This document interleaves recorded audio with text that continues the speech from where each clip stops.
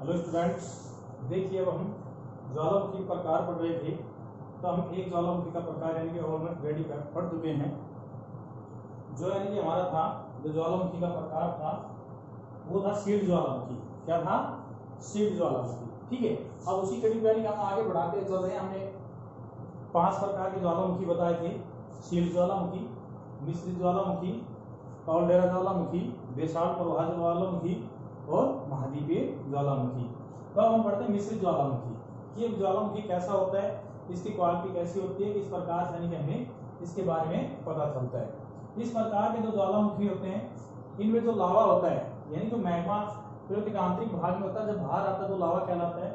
यानी वो क्या होता है, ठंडा होता है और श्यान में थोड़ा गाढ़ा या चिपचिपा रूप में होता है बेसाल्ट की अपेक्षा। यानी जो बेसाल्ट ज्वालामुखी है उसकी अपेक्षा, उसमें हमने यानी फर्स्ट वाले में हमने पढ़ा था कि उसमें जो लावा था यानी कि वो बड़ा ही पतला यानी कि पतला होता था और एक फवारे के रूप में यानी कि विस्फोट होता था, जो शीर्ष ज्वालामुखी था। ये है मिश्रित ज्वालामुखी। इसमें क्या है कि लावा गाढ़ा और चिपचिपा होता है यानी कि, ठीक है, और ठंडा होता है। ये ज्वालामुखी भीषण विस्फोट होते हैं, विस्फोटक होते हैं। कैसे होते हैं? भीषण विस्फोटक। क्यों? क्योंकि कोई भी चीज लगा लीजिए आप, एक यानी जो बिल्कुल लिक्विड में है और एक थोड़ा यानी कि गाढ़े में है। तो जब यानी कि जब ये पृथ्वी की यानी परत को, भूपर्पट्टी को यानी कि ब्लास्ट करेंगे, क्रस्ट करेंगे, हम उसको तोड़ेंगे, समझ लो, तो क्या होगा कि यानी इस पे विस्फोट होता है जोरदार और उससे यानी कि ज्वालामुखी निकलता है। इनमें भारी मात्रा में जल विनाशम यानी कि पायरोक्लास्टिक पदार्थ व राख भी धरातल पर पहुंचती है। ठीक है। यानी जो हमने पढ़े थे कि ज्वालामुखी बम, राख, गैस, ये सब चीजें यानी कि इसके द्वारा भी निकलती है। ज्वाला विनाशम है, ये ज्यादा मात्रा में आते हैं इसमें। यह पदार्थ निकास नली के आसपास परतों के रूप में जमा हो जाता है। उससे पहले हमने जो शीर्ष ज्वालामुखी पढ़ा था उसमें क्या था कि जो लावा आता था यानी कि वो परतों के रूप में जमा नहीं होता था, क्योंकि लिक्विड में होता था तो दूर तक फैल जाता था, उसकी कोई लेयर यानी कि नहीं बन पाती थी। लेकिन गाढ़ा होने के कारण और चिपचिपा होने के कारण क्या बन जाता है, एक यानी कि लेयर दर लेयर यानी परत दर परत के रूप में जमा हो जाता है। जैसे मान लीजिए ये हमारे यहाँ पे है कि ये क्या है, हमारा मैग्मा पृथ्वी के आंतरिक भाग में यानी मेंटल के ऊपरी भाग में, ठीक है, और ये क्या है, हमारी क्रस्ट यानी कि भूपर्पट्टी। यहाँ से जब ज्वालामुखी यानी कि विस्फोट हुआ, ये यानी कि नासिका है इसकी, नली बोल देते हैं इसको। तो यहाँ से जब ज्वालामुखी विस्फोट होगा तो ये तो गैस हो निकल गई, ये राख के बादल से बन गए, ये यानी ज्वालाखंडी शम्स हो गए, जो यानी कि इसके उद्गार के समय यानी कि निकले। और जो ये है यानी कि इस प्रकार जब ये गाढ़ा रहेगा तो ये यही यानी कि इस प्रकार से यानी कि लेयर दर लेयर बनाता हुआ चला जाएगा और परत के रूप में यानी कि ये जमा हो जाता है। ये है हमारा यानी कि मिश्रित ज्वालामुखी, जो यानी कि इसे मिश्रित ज्वालामुखी कहते हैं। कि इसका जो लावा होता है वो कैसा होता है, गाढ़ा और चिपचिपा होता है। देखिए हम 2 तरह के ज्वालामुखी पढ़ चुके हैं, एक शीर्ष ज्वालामुखी और एक मिश्रित ज्वालामुखी। दोनों का डिफरेंस आपको समझ में आ गया होगा कि ज्वालामुखी मोस्टली सारे वैसे ही होते हैं कि इनमें यानी कि इनका जो टेम्परेचर होता है बड़ा हैवी होता है, उच्च होता है। लेकिन इनके जो अंतर जो हमें आज समझ में आ रहा है वो सिर्फ यही है कि इसमें कैसा लावा मिल रहा है, ठंडा और शांत यानी गाढ़ा और चिपचिपा मिल रहा है। जबकि जो हमारा शीर्ष ज्वालामुखी था उसमें लावा कैसा था, यानी कि ज्यादा तरली रूप में था, पतला कह सकते हैं हम, ठीक है, गाढ़ा नहीं था। और वह एक फवारे के रूप में विस्फोट, समझो, फवारे के रूप में यानी कि होता था, वो ज्यादा यानी विस्फोटक भी नहीं होता। लेकिन ये क्या होता है, ज्यादा मात्रा में विस्फोटक होता है। और गैसें, राख, धूल, कण, ये सब चीजें यानी हर ज्वालामुखी में यानी कि निकलते हैं जब ज्वालामुखी का उद्गार होता है। अब अगला पढ़ते हैं हम कालडेरा।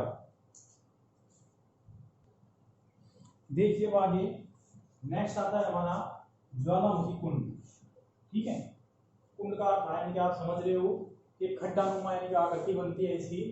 तो यानी जब ये ज्वालामुखी उद्गार होता है तो इतनी तीव्र गति से ब्लास्ट करता है कि ये अपनी आकृति सीधी न बना के इतनी तीव्र गति से ब्लास्ट होता है कि इसकी जो आकृति होती है नीचे की तरफ धंस जाती है। जैसे अब तक हमने पढ़ा कि जैसे नलिका यूं ऊपर जा रही थी, लेकिन इसमें क्या होता है, जब ब्लास्ट होता है तो इसका जो ये क्षेत्र है ये यूं धंस जाता है, यूं यानी कि इस प्रकार के कुंड नुमा आकृति, इस प्रकार की आकृति बना देता है ये, यानी कि ज्वालामुखी कुंड कहलाता है।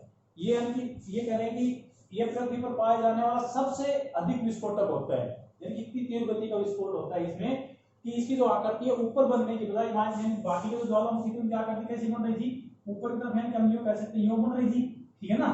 लेकिन इसकी आकृति कैसी बन जाती है, इसकी आकृति यूं बनती है, कुंड नुमा। और इसका छिद्र यहाँ पे होता है, यानी यहाँ से लावा निकलता है। इस प्रकार से यानी कि इसकी आकृति बनती है। जो इसका मुख होता है वो नीचे की तरफ धंस जाता है।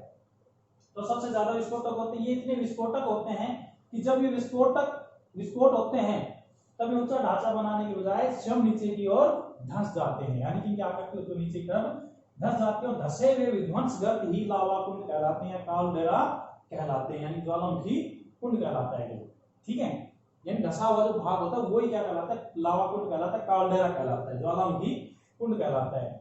इनमें लावा अधिक निकलता है, अधिक मात्रा में, समझो, क्योंकि लावा इसके नजदीक होता है। जो मैग्मा होता है यानी कि मैग्मा के भंडार इसके पास विस्तृत मात्रा में होते हैं। इसके द्वारा निर्मित पहाड़ी मिश्रित ज्वालामुखी की तरह ही प्रतीत होती है।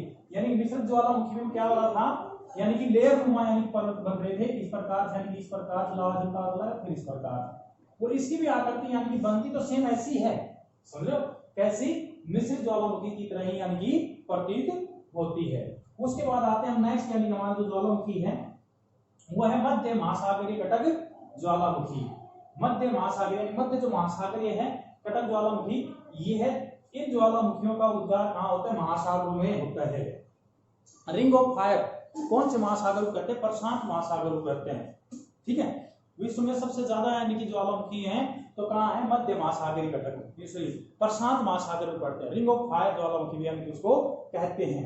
मध्य महासागरीय कटक एक श्रृंखला है, यानी क्या है, श्रृंखला नुमा है, और जो 70,000 यानी कि 70,000 किलोमीटर लंबी फैली हुई है।